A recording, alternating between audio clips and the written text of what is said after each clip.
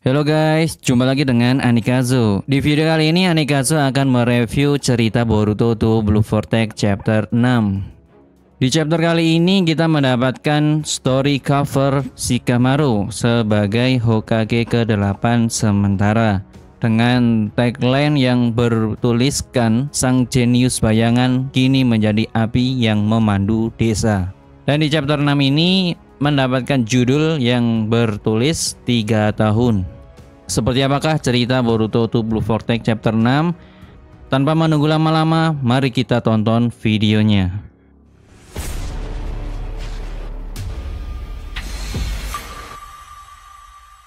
Setelah serangan pasukan Sumiyaka, Code berhasil diatasi dan Boruto juga ikut membantu memukul mundur Code dari desa Konoha. Lalu Shikamaru sebagai pengganti Hokage sementara melaporkan kejadian tersebut kepada dua sesepuh Konoha yang bernama Homura Mitokado dan Koharu Utatane.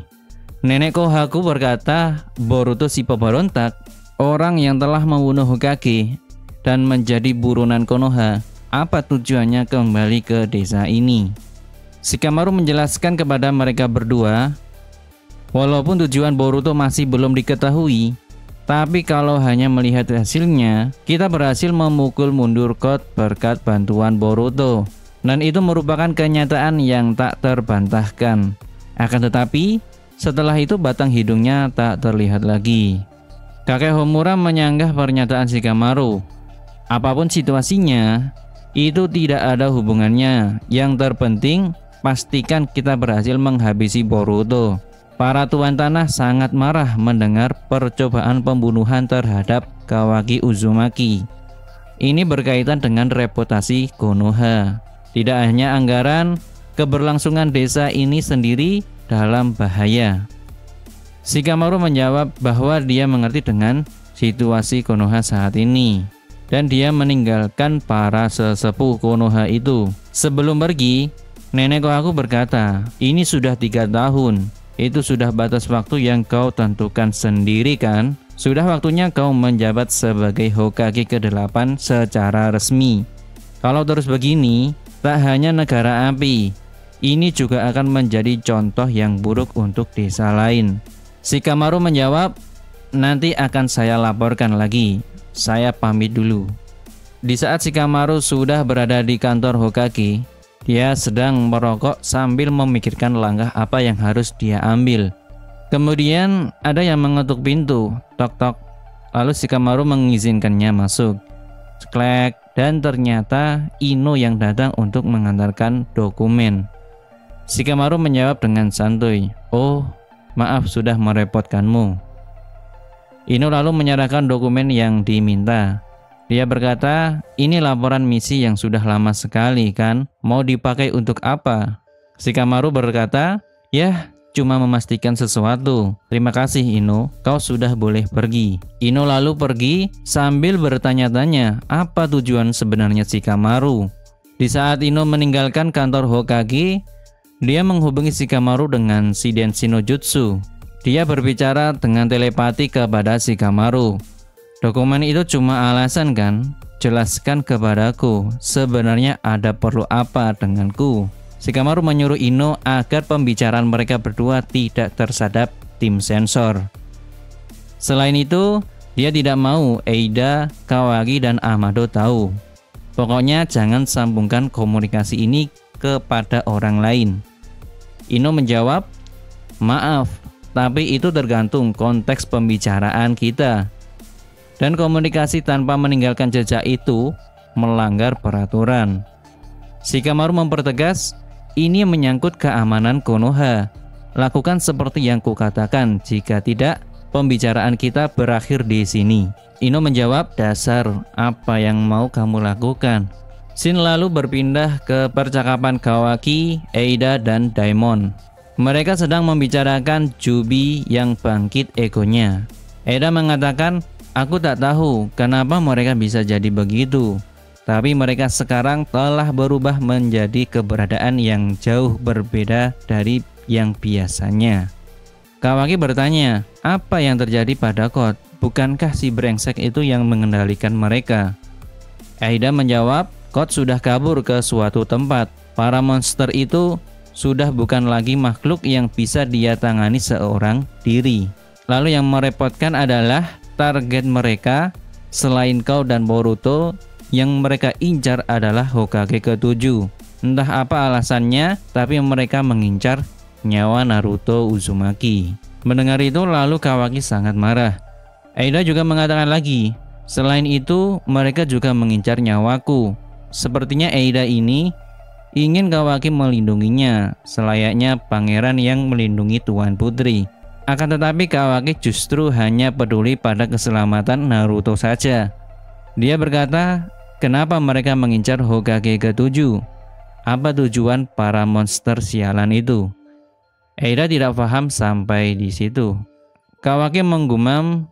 Dia berkata, terserah, lagi pula Hokage ke-7 ada di tanganku. Siapapun mereka, aku tetap akan menghabisi semuanya.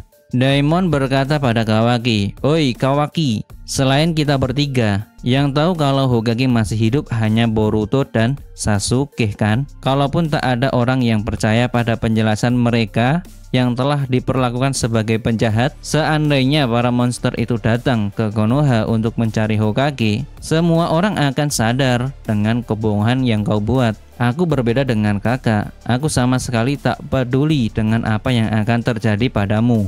Eida lalu menyuruh Daimon diam. Hentikan Daimon, jangan berbicara yang aneh-aneh. Lalu Kawaki meninggalkan mereka berdua. Eida bertanya, Kawaki, kau mau kemana? Kawaki menjawab, tak usah pedulikan aku. Kalau kau penasaran, intip saja sesukamu. Di saat Kawaki keluar rumah, ternyata di luar situ ada Mitsuki yang ditugaskan oleh Hokage untuk mengawasi mereka. Hal tersebut juga membuat Kawaki tambah jengkel. Dia juga berkata kotor kepada Mitsuki. Mitsuki berkata, tugasku mengawasimu dan Eida. Kalau mau protes seperti biasa, bilang saja kepada Hokage ke-8. Lalu Shin berpindah di tempat Boruto yang akan memberikan kabar kepada Sarada dan Sumire. Saat itu Sarada tersipu malu karena telah memeluk Boruto. Dia juga bingung mau berbicara apa kepada Boruto, padahal banyak yang ingin dia tanyakan. Sumire heran dengan tingkah mereka berdua. Lalu Sumire memulai obrolan dengan Boruto. Sumire berkata, sudah 3 tahun kita tidak bertemu ya Boruto. Syukurlah, sepertinya kau sehat. Boruto menjawab, ya, syukurlah kau juga sehat, ketua kelas. Sarada juga kelihatannya sehat ya. Aku sampai terkejut karena kau tiba-tiba melompat ke arahku. Sarada berkata, habisnya apa kau tahu seberapa aku mengkhawatirkanmu? Boruto berkata, syukurlah kalian berdua baik-baik saja. Sumire bertanya kepada Boruto, hei Boruto, apa tidak masalah kau ada di tempat ini?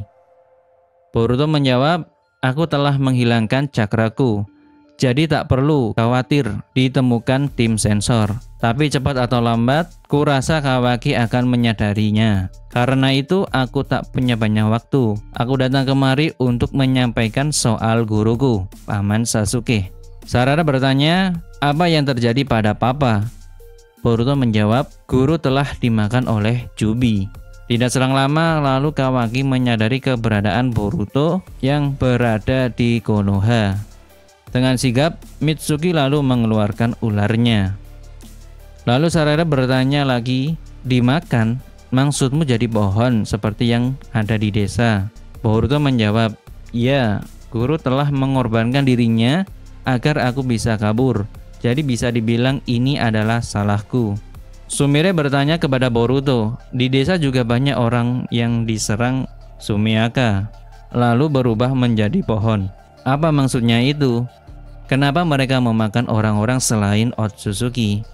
Boruto menjelaskan, sejak awal Jubi ada untuk memakan cakra itu sendiri. Mereka memakan siapa saja secara naluri. Pada akhirnya mereka akan memakan Otsutsuki. Lalu cakra Otsutsuki akan membuat mereka menjadi pohon dewa. Seharusnya biasanya seperti itu.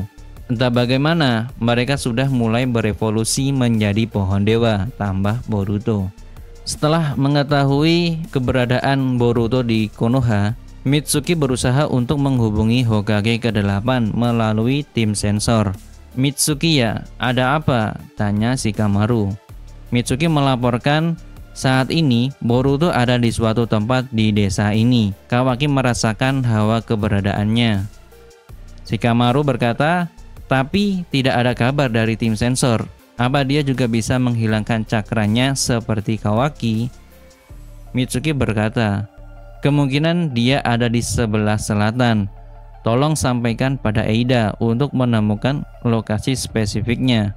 "Tunggu Mitsuki, bagaimana dengan Kawaki?" tanya Shikamaru. Mitsuki menjelaskan bahwa dia yang akan pergi ke sana karena Boruto juga bisa merasakan hawa keberadaan Kawaki. Kalau Kawaki mendekat, Boruto akan langsung menyadarinya. Dia tidak cocok untuk melacak Boruto. "Tolong segera temukan lokasinya. Aku tak ingin dia lolos." Sementara itu Kawaki pingsan tergeletak di lantai karena digigit ular Mitsuki. Melanjutkan pembicaraan Boruto, Sumire dan Sarada bertanya, "Sudah berevolusi menjadi pohon dewa? Apa maksudnya?"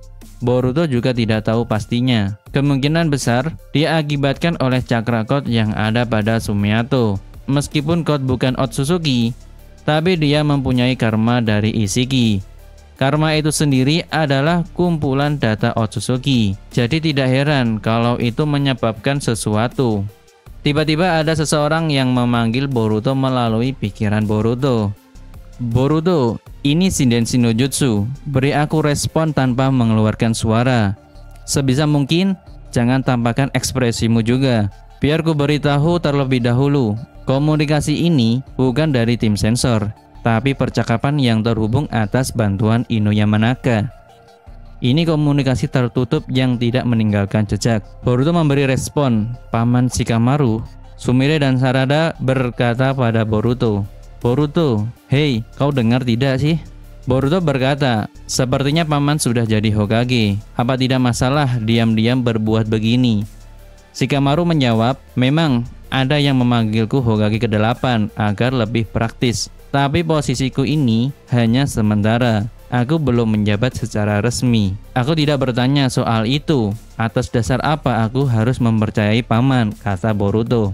Shikamaru menjawab, "Jangan banyak komentar. Pertama-tama, cepat menjauh dari tempat itu. Ada yang datang mengejarmu." Tiba-tiba Boruto dililit ular Mitsuki. Saat Boruto akan digigit ular Mitsuki, Boruto menggerakkan pedangnya dengan telekinesis, lalu berteleport ke pedang itu, sehingga dia bisa lolos dari gigitan ular tersebut.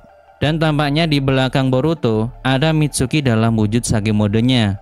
"Mitsuki," kata Boruto. Mitsuki berkata, "Akhirnya kita bertemu juga, Boruto. Aku sudah menunggumu sampai saat ini."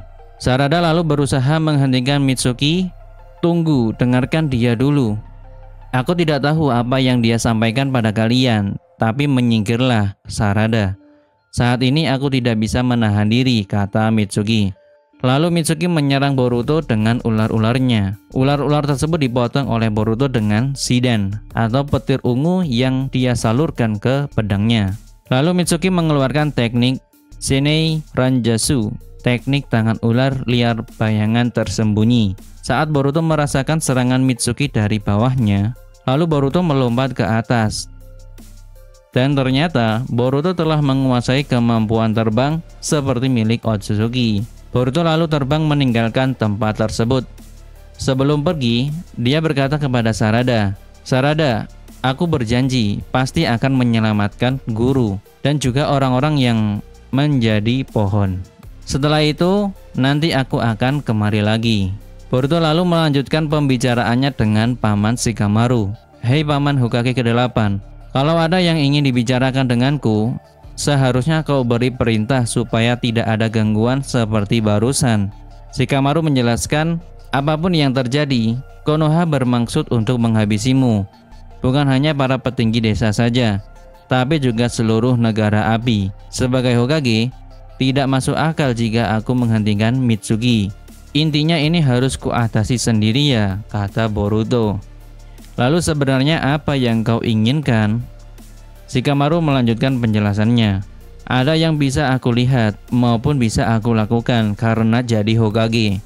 Aku tidak bisa menolongmu secara terang-terangan, tapi aku yakin bisa membantumu dengan caraku sendiri. Untuk itu aku ingin meminjam kekuatanmu. Percuma saja kita bicara, kata Boruto. Dengarkan dulu Boruto, kata Shikamaru.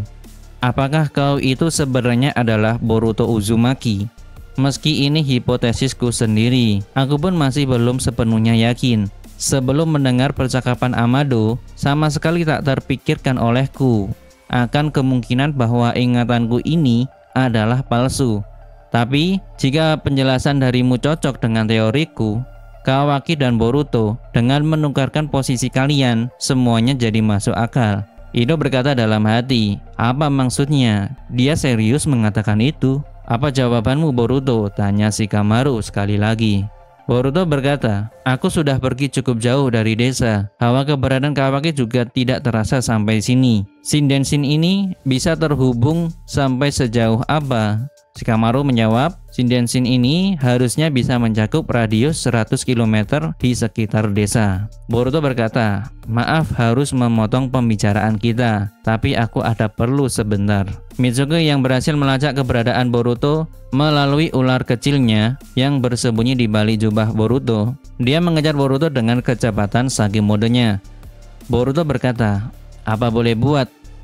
Mungkin ini akan sedikit sakit, Mitsuki. Cerita pun bersambung. Sekian review alur cerita resmi Boruto to Blue Vortex chapter 6. Kita akan lanjutkan pertarungan Boruto dengan Mitsuki di chapter selanjutnya di bulan depan. Terima kasih buat teman-teman yang sudah menonton video ini sampai selesai. Jangan lupa like, komen, dan subscribe. Dari Anekazo, see you on the next video.